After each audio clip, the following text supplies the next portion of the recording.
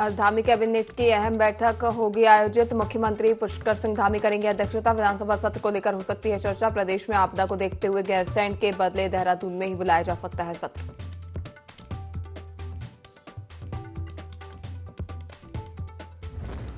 टिहरी जिला पंचायत चुनाव में बड़ा उलटफेर। बीजेपी ने बागी इशिता सजवान को बनाया अपना प्रत्याशी। आखिरी मौके पर उम्मीदवार बदलकर दर्ज की जीत। अब तक 5 जिला पंचायत अध्यक्ष पदों पर भाजपा ने निर्विरोध जीत की दर्ज। गृह मंत्री अमित शाह से मिले पूर्व मंत्री राजेंद्र भंडारी। दिल्ली में हुई गृह मंत्री से मुलाकात। उत्तराखंड में कई विषयों पर की बात।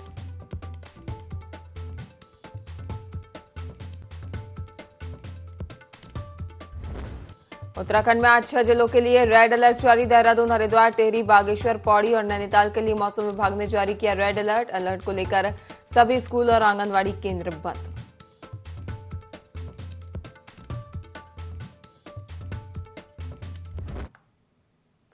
नमस्कार, IND 24 में आप सभी का बहुत बहुत स्वागत है। आपके साथ मैं हूं पल्लवी परिहार और आप देख रहे हैं देवभूमि लाइव। बुलेटिन की शुरुआत करेंगे खास खबरों के साथ।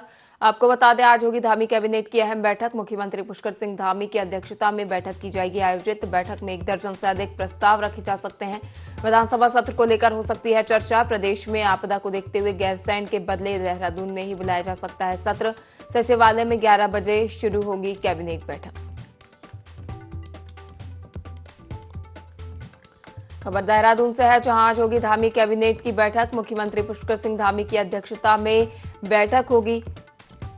बैठक में 1 दर्जन से अधिक प्रस्ताव रखे जा सकते हैं, जिन पर विचार विमर्श किया जाएगा।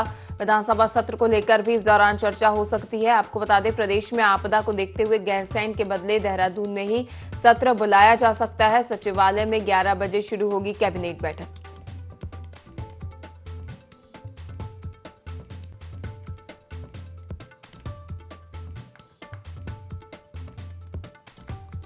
राजधानी देहरादून में आज धामी कैबिनेट की अहम बैठक आयोजित। मुख्यमंत्री पुष्कर सिंह धामी की अध्यक्षता में बैठक का किया जाएगा आयोजन। वहीं इस पर अधिक जानकारी के लिए सहयोगी विनय हमारे साथ जुड़ चुके हैं। विनय, आज धामी कैबिनेट की अहम बैठक आयोजित की जानी है, जिसमें कई प्रस्तावों को रखा जाएगा, कई प्रस्तावों पर चर्चा की जाएगी। क्या अधिक जानकारी इसको लेकर? जी पल्लवी, बिल्कुल। देखिए, आपको बता दें कि आज यहाँ पर बात करें तो किस तरीके से बैठक होने जा रही है। 11 बजे से सचिवालय में बैठक वो यहाँ पर होगी। असल में देखा जा सकता है कि पूरी तरीके से यहाँ पर बात करें तो जो यहाँ पर जिस तरीके से तो आपदा जिस तरीके से उत्तरकाशी में आई, उसके वहां पे लगातार पुष्कर सिंह धामी वहां पर अधिकारियों को दिशा निर्देश दिए। तो ऐसे में आपदा बैठक में चर्चा की जा सकती है। साथ ही साथ इसमें ये भी डिस्कस किया जा सकता है कि किस तरीके से जो यहाँ पर जो आपदाएं आती है उन पर किस तरीके से जो है ये आपदा ना आ सके, इसके लिए रोक लगाई जा सके। तो ऐसे में यहाँ पर बात करें पल्लवी, तो इसके अलावा जिस तरीके से जो विधानसभा का जो सत्र होना है वो गैरसैंण में होना है, उसको लेकर के भी जो है इस दौरान यहाँ पर जो है फैसला लिया जा सकता है। क्योंकि जिस तरीके से आपदा इन दिनों उत्तराखंड में आई है और ऐसे में लगातार जो बारिश है, बारिश का सिलसिला देखने को मिला है। तो वहीं बात करें तो अब जो यहाँ पर गैरसैंण का जो सत्र होना है उसको देहरादून में कराने के लिए ही जो है इस दौरान यहाँ पर चर्चा की जा सकती है। तो आज की जो बैठक होगी वो काफी महत्वपूर्ण जो है इस दौरान यहाँ पर मानी जा रही है। जी पल्लवी।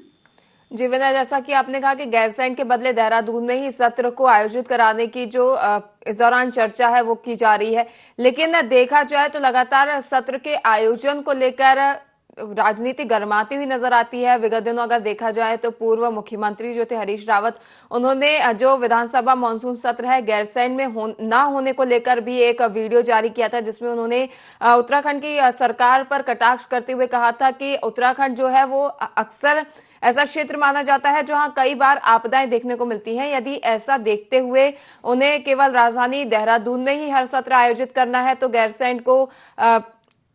उन्होंने गैरसैंण को चिन्हित क्यों किया, या गैरसैंण में हमेशा ये सत्र आयोजित क्यों नहीं किया जाता? इसको लेकर भी कई बार विपक्ष के बयान सामने आते रहे हैं। जी बिल्कुल पल्लवी, बिल्कुल आपने सही कहा, क्योंकि देखिए जिस तरीके से यहाँ पर गैरसैंण की अगर बात करें तो गैरसैंण में जिस तरीके से विधानसभा का सत्र यहाँ पर आयोजित होना है और 19 तारीख से लेकर के जो है 22 तारीख तक का जो सत्र है वो सत्र की अवधि इस दौरान रखी गई है। तो वहीं जिस तरीके से यहाँ पर बात करें तो मानसून इन दिनों उत्तराखंड में देखने को मिल रहा है, तो ऐसे में जो आपदा की यहाँ पर बात की जाए तो आपदाएं जिस तरीके से उत्तराखंड में देखने को मिली कई जगहों पर, तो ऐसे में बात करें तो अब जो यहाँ पर जो फैसला है वो इस दौरान यहाँ पर लिया जा सकता है इस कैबिनेट में कि जो आपदा के चलते जो सत्र है विधानसभा का वो यहाँ पर देहरादून में किया जा सकता है। हालांकि यहाँ पर अभी बात करें तो विभागों की भी अगर यहाँ पर बात की जाए तो कई विभागों की जो नियमावली है, सेवा नियमावली है, उन पर भी जो है इस दौरान यहाँ पर चर्चा की जा सकती है। ऐसे में देखा जा सकता है पल्लवी की आज की जो बैठक होगी वो काफी महत्वपूर्ण जो है इस दौरान यहाँ पर मानी जा रही है। जी विनय, अब देखने वाली बात होगी कि इस अहम बैठक में किन प्रस्तावों पर मोहर लगती है, किन प्रस्तावों को लेकर चर्चा की जाती है और जो आगामी सत्र है विधानसभा मानसून सत्र उसको लेकर क्या निर्णय निकलकर सामने आता है। तमाम जानकारी साझा करने के लिए बहुत बहुत धन्यवाद विनय। इसी के साथ बढ़ेंगे अगली खबर की ओर। खबर बद्रीनाथ से है, जहां बद्रीनाथ धाम में प्राधिकरण के खिलाफ 9 दिन से चल रहे स्थानीय जन आंदोलन पर सकारात्मक प्रगति हुई है। जिलाधिकारी संदीप तिवारी ने वर्चुअल बैठक में पंडा पुरोहित होटल एसोसिएशन और स्थानीय लोगों को भरोसा दिलाया है कि जनभावनाओं का सम्मान करते हुए समस्याओं का समाधान किया जाएगा।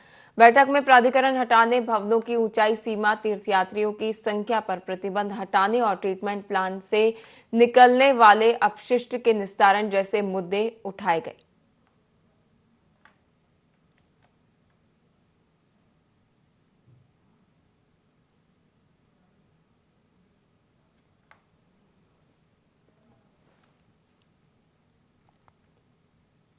मलेशिया सिविल सेवा के 33 प्रशिक्षु अधिकारी का दल राष्ट्रीय सुशासन केंद्र के तहत हरिद्वार पहुंचा। विकास भवन में डीएम मयूर दीक्षित, सीडीओ आकांक्षा कोंडे और जिला प्रशासन ने स्वागत किया। प्रशिक्षण में प्रशासनिक कार्य, जन कल्याणकारी योजनाएं, गंगा आरती, कुंभ मेला, कांवड़ यात्रा, भीड़ नियंत्रण और आपदा प्रबंधन की चुनौतियों पर जानकारी दी गई। मलेशियन सिविल सर्वेंट ये मिडिल लेवल के ऑफिसर हैं। ये 2 वीक ट्रेनिंग प्रोग्राम है, जिसमें पहला हफ्ता जो है हम लोग मसूरी में ले जाते हैं, जहाँ पे विभिन्न प्रकार के ट्रेनिंग मॉड्यूल्स हम लोग क्लासरूम में देते हैं। देन उसके बाद जो है आज से जो है हम लोग एक्सपोजर विजिट इनका शुरू कर रहे हैं, जिसमें कि डिस्ट्रिक्ट एडमिनिस्ट्रेशन के साथ हम लोग अटैच करवा रहे हैं। और इस पे मेनली जो है इनका मुख्य उद्देश्य ये है कि कैसे डिस्ट्रिक्ट एडमिनिस्ट्रेशन के क्या रूल्स हैं, रेगुलेशंस हैं, कैसे टैक्स वसूल किया जाता है, ये तमाम चीज़ें हैं। इसके बाद ये जो है ये हमारा सेकंड प्रोग्राम है मलेशियन सिविल सर्वेंट के लिए। और एक प्रोग्राम और होना है, ये बेसिकली जो है आईटेक जो है ministry of external affair government of India के द्वारा जो है ये प्रोग्राम हम लोगों को national centre for good governance को ये रिस्पॉन्सिबिलिटी दी गई है। और न केवल जो है मलेशियन सिविल सर्वेंट, इसके अलावा और भी हम लोग ट्रेनिंग प्रोग्राम जो है इंडियन ओशन रीजन के लिए भी करा रहे हैं, जिसमें अभी तक national centre for good governance जो कि भारत सरकार का एक स्वायत्त शासित संस्थान है, जो कि ministry of personnel public grievance and pension के अधीन आता है, ये तमाम 47 कंट्रीज को हम लोग अभी जो है सिमिलर ट्रेनिंग प्रोग्राम हमें दे चुके हैं। गुड गवर्नेंस में जो मलेशियन गवर्नमेंट के जो ऑफिसर्स थे जिनकी ट्रेनिंग हो रही थी, आज उनका डिस्ट्रिक्ट ओरिएंटेशन डिस्ट्रिक्ट हरिद्वार में किया गया है। और उसमें उनको जो हमारे जिला प्रशासन, राज्य सरकार, भारत सरकार की क्या क्या योजनाएं चलती हैं या कैसे गवर्नेंस होता है, इसके बारे में उनके साथ चर्चा की गई और उनका जो गवर्नेंस का मॉडल है उसको भी आज चंपावत में भाजपा की अंशुला बोहरा निर्विरोध ब्लॉक प्रमुख चुनी गई। ज्येष्ठ प्रमुख भुवन पांडे और कनिष्ठ प्रमुख मनोज जोशी भी निर्विरोध निर्वाचित हुए।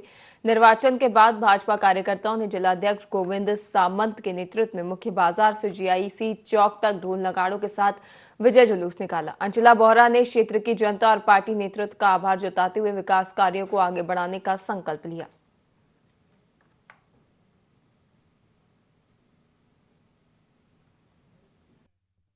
निर्विरोध बीडीसी मेंबर अपने क्षेत्र की समस्त देवतुल्य जनता का, मैं चौकी फुंगर माफी की समस्त जनता का बहुत बहुत धन्यवाद करती हूं कि उन्होंने मुझे अपने क्षेत्र से निर्विरोध बीडीसी मेंबर के रूप में चुना।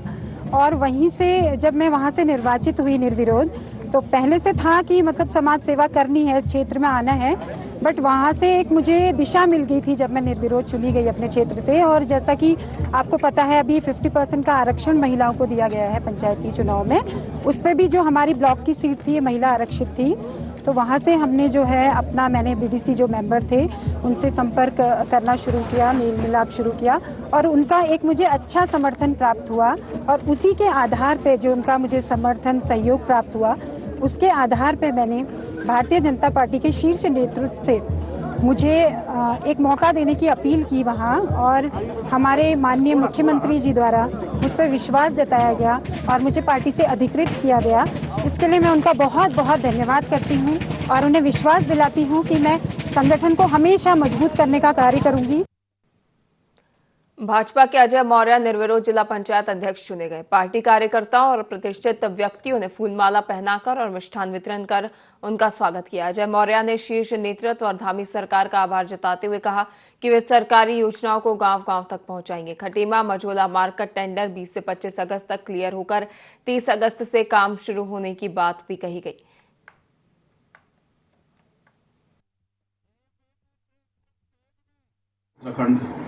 शीर्ष नेतृत्व का, संगठन का और हमारे उत्तराखंड के मुख्यमंत्री यशस्वी माननीय पुष्कर सिंह धामी जी का बहुत बहुत धन्यवाद करता हूँ जो मुझे इतनी बड़ी जिम्मेदारी मुझ पे दी है, सौंपी है। तो जो यहाँ के जो उधम सिंह नगर के हमारे इस खटीमा से सभी जनप्रतिनिधि, हमारे कार्यकर्ताओं का जो मुझसे उम्मीद जुड़ी है, हम उस उम्मीदों पर खरा उतरेंगे।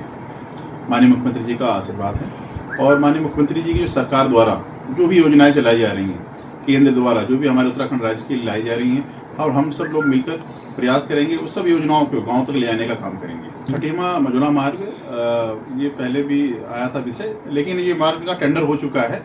इसी 20-25 अगस्त के आसपास इसका टेंडर ओके हो जाएगा और इस पर जल्दी सितंबर ये अगस्त लास्ट तक और सितंबर के पहले सप्ताह तक रोड का काम चालू है। देहरादून में सूचना एवं संचार प्रौद्योगिकी सक्षम सेवाओं के शुभारंभ के लिए मुख्य सेवक सदन में कार्यक्रम का आयोजन किया गया, जहां प्रदेश के मुखिया पुष्कर सिंह धामी ने शिरकत कर योजनाओं का शुभारंभ किया। सीएम धामी ने बटन दबाकर डिजिटल उत्तराखंड मोबाइल ऐप का भी शुभारंभ किया। कार्यक्रम में सीएम धामी ने सूचना एवं संचार प्रौद्योगिकी से जुड़े लोगों और अन्य मौजूद सदस्यों को संबोधित कर कहा कि सूचना और संचार प्रौद्योगिकी आज के जीवन की जरूरत का अभिन्न हिस्सा बनता जा रहा है, जो कि विकास की गति को 4 गुना बढ़ा देता है।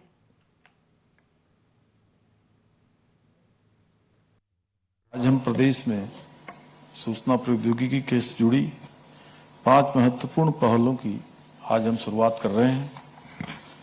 जैसा कि बताया गया, आज हम यहाँ पर digital Uttarakhand app S3WAS platform पर आधारित विभिन्न विभागों की 71 हो गई 71 वेबसाइट का हम सब ने आज यहाँ पर लोकार्पण किया है। वहीं जो एक विषय अतिक्रमण को लेकर मैं हमेशा हर एक मंच पर बोलता हूं और कई बार बड़े प्लेटफॉर्म पर, नेशनल मीडिया या अन्य स्थानों पर मुझसे प्रश्न भी पूछा जाता था कि आप कुछ लोगों को टारगेट तो नहीं कर रहे हैं। तो मैं वहां कहता हूं, अभी तक कहता आया कि अतिक्रमण सही है कि गलत है, अवैध कब्जा क्या आप इसको ठीक मानते हैं? तो जो भी मुझसे प्रश्न करता था वो निरुत्तर हो जाता था। तो आज ये सच में मैं तो बहुत आज खुशी मुझे हो रही है कि आज अतिक्रमण की निगरानी का भी आज यहाँ पर एक वेब आधारित ऐप्स की हम शुरुआत कर रहे हैं और इससे हमें पता लग पाएगा। और कल ही मैंने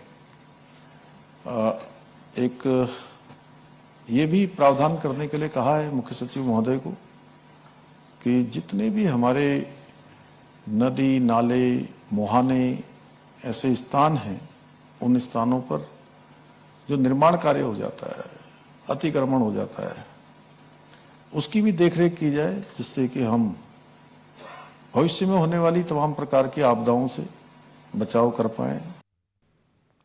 उपनेता प्रतिपक्ष भुवन चंद्र कापड़ी ने गैरसैंण में सत्र को लेकर भाजपा सरकार पर तीखा हमला बोला है। उन्होंने आरोप लगाया कि भाजपा पहले शीतकालीन सत्र को समाप्त कर चुकी है और अब बजट और मानसून सत्र को भी केवल औपचारिकता के तौर पर चला रही है। कापड़ी ने कहा कि ग्रीष्मकालीन राजधानी गैरसैंण में बजट सत्र चलाया जाना चाहिए, लेकिन सरकार मौसम और जनभावनाओं के बजाय राजनीतिक मजबूरी में वहां सत्र करती है।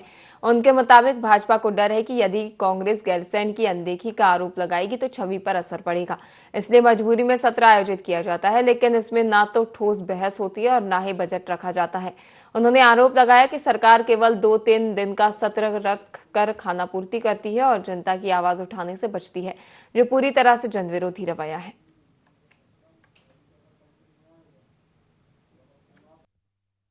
भारतीय जनता पार्टी पहले तो अब इन्होंने जो है शीतकालीन सत्र तो गायब ही कर दिया है। बजट चलाते हैं और उसके बाद मानसून चलाते हैं, फिर बजट चलाते हैं। तो ये जन सरोकारों के मुद्दों को उठाना नहीं देना चाहते हैं, जबकि ग्रीष्मकालीन राजधानी है और ग्रीष्मकालीन ही सत्र वहाँ चलना चाहिए, बजट सत्र को वहाँ चलाया जाना चाहिए, क्योंकि मौसम भी है, सब चीज़ें हैं। लेकिन इनके अंदर डर है कि कांग्रेस के लोग कहेंगे कि गैरसैंण की अनदेखी कर रहे हैं तो ये मजबूरन चला रहे हैं। इनके मन में कोई भाव नहीं है कि ये गैरसैंण में कुछ करें, क्योंकि जब बजट सत्र आता है गैरसैंण की बात तो करते हैं, लेकिन गैरसैंण के नाम पर बजट नहीं रखते हैं। ये खानापूर्ति करने का काम कर रहे हैं। ये 2 दिन 3 दिन का सत्र चलाकर विश्वसनीय करके सत्र को खत्म कर देते हैं। जनता की आवाज को नहीं उठने देना चाहते हैं। ये जन विरोधी सरकार है। उत्तराखंड के पहाड़ी इलाकों में लगातार हो रही बारिश का असर अब मैदानी इलाकों में भी देखा जा रहा है। हरिद्वार में पिछले 2 दिनों से हो रही लगातार बारिश के बाद नदी नाले उफान पर हैं। वहीं गंगा का जलस्तर भी बढ़ गया है। हरिद्वार स्थित भीमगोड़ा बैराज से बहने वाली गंगा चेतावनी स्तर के पार पहुंच गई है। गंगा 293.10 मीटर पर बह रही है, जबकि चेतावनी स्तर 253 है। गंगा 10 सेंटीमीटर ऊपर बह रही है। गंगा के बढ़ते जलस्तर को देखते हुए निचले इलाकों को अलर्ट किया गया है।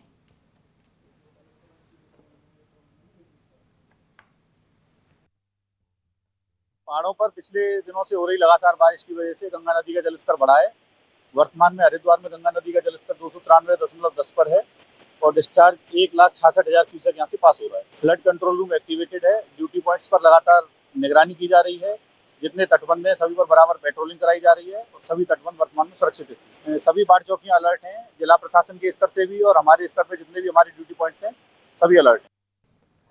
भारतीय सेना ने नागरिक प्रशासन के साथ समन्वय करके लीमची घाट में वैली ब्रिज का निर्माण पूरा कर लिया है, जिससे उत्तरकाशी के धराली में 5 अगस्त को बादल फटने से मूल पुल के बह जाने के बाद संपर्क बहाल हो गया है। इसको लेकर सीएम पुष्कर सिंह धामी का कहना है कि गांव में बिजली पहले ही रिस्टोर हो गई है, मोबाइल नेटवर्क शुरू हो गए हैं, खाद्य सामग्री, कपड़े, अन्य चीजें वहां तक पहुंचाई गई हैं और लिमचियागाड़ में जो बैली ब्रिज को क्षतिग्रस्त हो गया था उसका निर्माण कर वहां पर आवाजाही शुरू की गई है। अब हमारी प्राथमिकता है कि जल्द से जल्द अनेक प्रकार के उपकरण हैं जो सिंचाई और चैनलाइजेशन में काम आते हैं उनको भेजा जाएगा। वहीं कई जगह पर रोड कनेक्टिविटी नहीं है, वहां रास्तों को ठीक करने का काम किया जा रहा है। पहले ही रिस्टोर हो गई है, मोबाइल नेटवर्क वहाँ पर चालू हो गया है। सभी प्रकार के जो सामान है, खाद्य सामग्री है, कपड़े हैं इत्यादि की सभी व्यवस्थाएं वहाँ पर हो गई हैं। राहत सामग्री पहुँच गई है, राशन किटें बनकर वहाँ पहुँच गई है और जो लिमचा घाट है वहाँ पर एक बड़ा पुल जो क्षतिग्रस्त हो गया था उसको रात में रिस्टॉल करके चालू कर दिया गया है। अब हमारी प्राथमिकता है कि जल्दी से जल्दी जो हमारे अनेक प्रकार के उपकरण हैं जो सिंचाई में काम आते हैं, चैनलाइजेशन में काम आते हैं, ताल वहाँ पर बन गया है और रोड कनेक्टिविटी और भी कई स्थानों पर अभी नहीं है, उसको बनाना, उसको जल्दी से जल्दी कनेक्ट करना और उसके बाद अन्य जो काम है वो काम सभी वहाँ पर संचालित। भूबैकुंठ नगरी बद्रीनाथ धाम के स्थलीय लोगों और होटल कारोबारियों की ओर से बद्रीश संयुक्त संघर्ष समिति के बैनर तले चलाया जा रहा जन आंदोलन 8वें दिन भी जारी रहा। महिलाओं की बड़ी भागीदारी इस आंदोलन में दिखाई दी है। प्राधिकरण की नीतियों को लेकर अपनी 10 सूत्रीय मांगों को लेकर बद्रीपुरी में पिछले 7 दिनों से चल रहा जन आंदोलन तेज हो गया है। सभी आंदोलनकारियों ने अराइवल प्लाजा के निकट एकत्रित होकर मुख्य बाजार से होकर साकेत तिराहे तक रैली निकालकर अपना आक्रोश जताया। वहीं कोर कमेटी के डीएम चमोली के साथ वार्ता को लेकर भी वृहद तौर पर तैयारियां की गई हैं।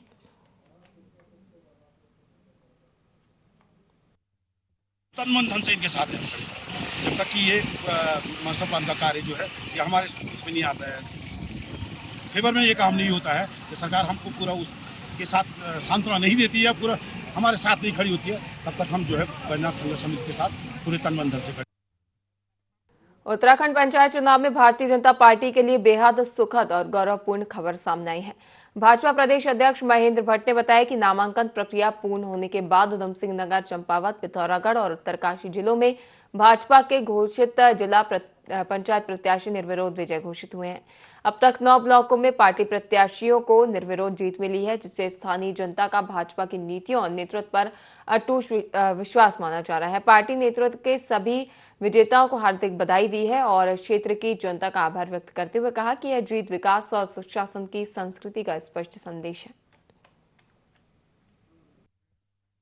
नामांकन प्रक्रिया के पूर्ण होने के बाद सुखद समाचार भारतीय जनता पार्टी के लिए है।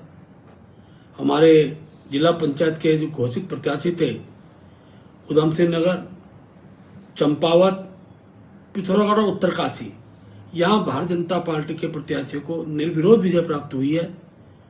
मैं इन सभी प्रत्याशियों को बधाई देता हूं, वहां की जनता का आभार व्यक्त करता हूं और अभी तक की जो सूचना है उसमें 9 ब्लॉक प्रमुख भारतीय जनता पार्टी ने निर्विरोध निर्वाचित किए हैं, क्योंकि यहाँ पर किसी दूसरे व्यक्ति ने कोई नामांकन नहीं किया।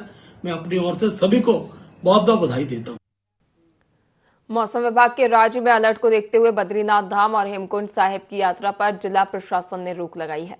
14 अगस्त तक लगी बद्रीनाथ धाम और हेमकुंड साहिब यात्रा पर रोक लगी है। यात्रियों की सुरक्षा के मद्देनजर जिला प्रशासन ने दोनों धामों की यात्रा पर अस्थायी रोक लगा दी है।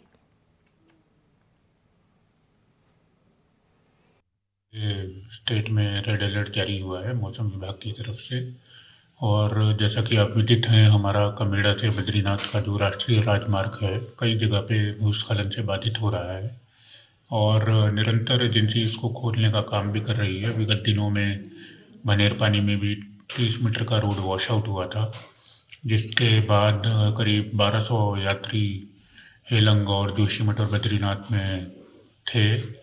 तो यही जो चेतावनी जारी हुई है इसको दृष्टिगत रखते हुए निर्णय लिया गया है कि अभी 14 तारीख तक बद्रीनाथ यात्रा और हेमकुंड यात्रा पर रोक लगाई गई है, ताकि यात्री सुरक्षित स्थानों पर रुकें और जैसे ही मौसम खुलेगा यात्रा को फिर सुचारू कर दिया जाएगा। कांग्रेस नेता और नेता प्रतिपक्ष राहुल गांधी ने भाजपा पर वोट चोरी का आरोप लगाया है। साथ ही निर्वाचन आयोग पर भी सवाल खड़े किए हैं और इसमें निर्वाचन आयोग की मिलीभगत का आरोप राहुल गांधी ने लगाया है। इसके बाद इंडिया गठबंधन के नेताओं ने भी मोर्चा खोल दिया है और अब कांग्रेस देश के विभिन्न राज्यों में इसको लेकर मोर्चा खोलने की तैयारी में है। उत्तराखंड महिला कांग्रेस की प्रदेश अध्यक्ष ज्योति रौतेला ने कहा कि कांग्रेस नेता राहुल गांधी ने कहा है कि निर्वाचन आयोग को इलेक्ट्रॉनिक डेटा देना चाहिए। उन्होंने कहा कि अगर वोटों में कोई गड़बड़ी नहीं थी तो चुनाव आयोग को उत्तर देना चाहिए था, लेकिन चुनाव आयोग वोट चोरी में भाजपा की मदद कर रहा है और भाजपा की सरकार बनाने में चुनाव आयोग मदद कर रहा है। उन्होंने कहा कि प्रधानमंत्री नरेंद्र मोदी तीसरी बार प्रधानमंत्री बने हैं, वे वोट चोरी करके बने हैं।